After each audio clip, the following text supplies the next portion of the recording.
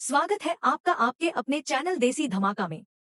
दोस्तों, आज हम बात करने वाले हैं सीरियल कुमकुम भाग्य की उस कहानी की जिसमें ट्विस्ट और ड्रामा की कोई कमी नहीं है। जैसा कि आप जानते हैं, प्रार्थना की मां सीमा ने जो प्लान बनाया था वह अब धीरे धीरे काम करना शुरू कर चुका है। सीमा का मकसद साफ है, अपने परिवार और प्रार्थना की सुरक्षा के साथ साथ यह सुनिश्चित करना कि उनके घर का माहौल सही दिशा में जाए। और अब जैसे ही रंधावा हाउस में रहने की अनुमति तीनों को मिल गई, कहानी ने एक नया मोड़ ले लिया है। पहले दिन ही शिवांश और प्रार्थना के बीच जो दूरी थी वह अब धीरे धीरे कम होती दिखाई दे रही है। दोनों के बीच की खामोशी और भावनाओं के बीच जो दूरी थी वह अब नजदीकियों और अपनापन में बदल चुकी है। यह वह पल है जब दर्शक दिल की धड़कन महसूस करते हैं, क्योंकि वही पल है जब प्यार अपनी सबसे मासूम और सच्ची छवि में सामने आता है। शिवांश और प्रार्थना अब एक ही कमरे में हैं।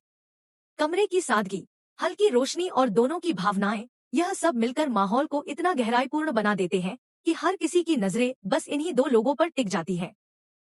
शिवांश ने प्रार्थना को धीरे से गले लगाया और उसके लिए अपने दिल के जज्बातों को खुलकर व्यक्त किया।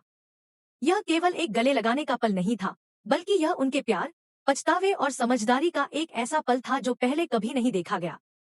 प्रार्थना, जो पहले अपनी गलतियों और फीलिंग्स को छुपाती थी, अब रोते हुए शिवांश के गले में अपने दुख और पछतावे को समेट रही थी। दोनों ने इस पल में एक दूसरे से वादा किया कि अब डिवोर्स का कोई सवाल नहीं होगा। यह वादा उनके रिश्ते में नई जान डालता है और दर्शकों को यह एहसास कराता है कि प्यार अगर सच्चा और समझदार हो तो हर मुश्किल को पार कर सकता है। यह वह मोड़ है जहां कहानी के भावनात्मक पहलू चरम पर हैं और दर्शक पूरी तरह से इस पल के साथ जुड़े हुए हैं।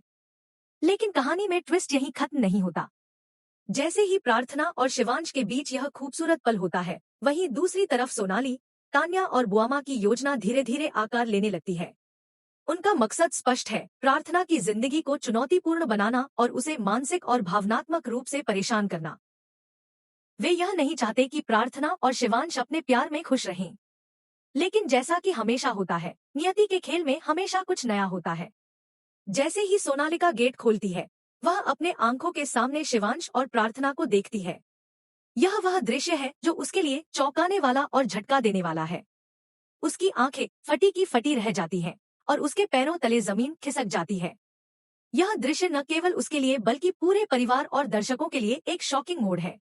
और अब सबसे महत्वपूर्ण सवाल उठता है, बुआमा की सबसे बड़ी चिंता क्या थी? हाँ, वही होने वाला है। सोनालिका के माता पिता ने यह सब देखा और अब उनका गुस्सा अपने चरम पर है। इस पल में कहानी की रोमांचकता और भी बढ़ जाती है। दर्शक सोचने पर मजबूर हो जाते हैं कि क्या वह प्रार्थना को स्वीकार करेंगे या फिर शिवांश और प्रार्थना के रिश्ते को पूरी तरह से बर्बाद करने का रास्ता अपनाएंगे।